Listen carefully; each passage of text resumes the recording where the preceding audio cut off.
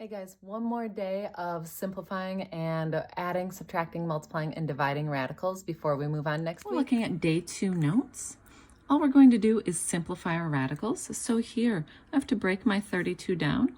It's a 2 and 16, 2, 8, 2, 4, 2, and 2. And then I'm also going to write every single one of my variables. I have 3 A's, 1, 2, 3, 3 B's, 1, 2, 3, and 8 C's, 1, 2, 3, 4, 5, 6, 7, 8. Now, I have to look and see how many do I need to break it out of jail. I notice that I have a 4, so that means I need 4 of anything to break it out of jail. So I have 4 2's. I have 4 C's, and that's all I can circle. So whatever's circled gets to come out of jail, a 2 and a C. And then whatever is not circled gets to stay in. I have 1, 2 left. I have all of my A's, all of my B's. Oops. You guys look. I'm sorry, I made a mistake. I have 2 groups of C, so that means that it's going to be C squared. So our final answer, 2C squared, square root of, or it's actually the 4th root of 2A cubed B cubed. Let's look at number 2. Here we're multiplying. So when we multiply the numbers in front first. Technically there's a 1. So I'm going to multiply 1 times -2. I get a -2. And then we multiply the numbers inside our radical. It's a cube root. 5 times 2 is 10. Let's break this down and see if we can reduce it any farther. 10 is actually just a 5 and a 2. I need a group of 3 to break it down. And since I don't have any groups of 3, that is my final answer. Let's look at number 3.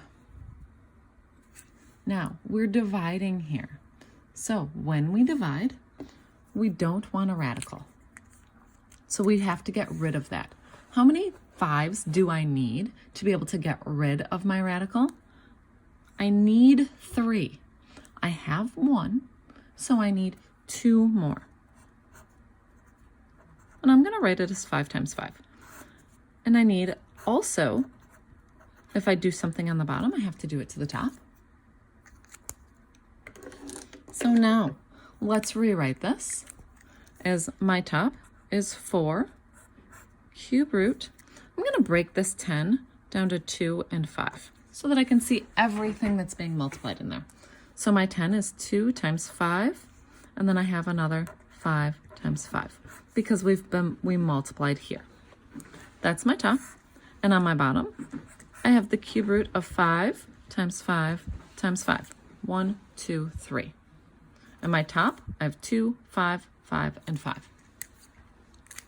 So now, how many do I need to break it out of jail? I need 3 to break it out of jail. So let's circle groups of 3.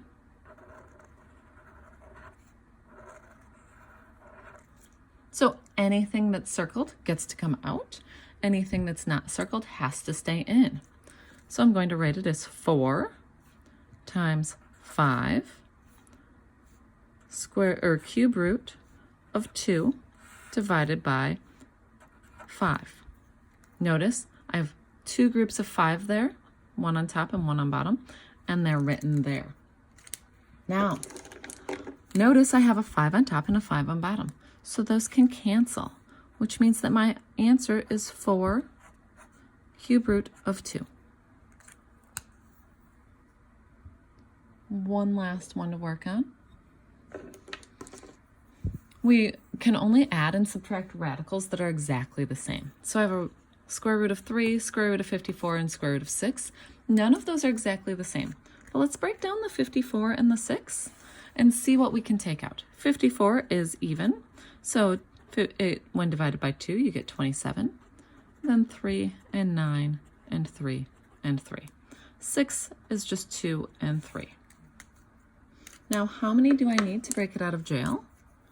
Notice there's not a number there, which means it's a 2. So I'm going to circle groups of 2. 6 does not have a group of 2. So now let's rewrite this is negative 3 square root of 3. I'm just rewriting that. We can't break 3 down any further.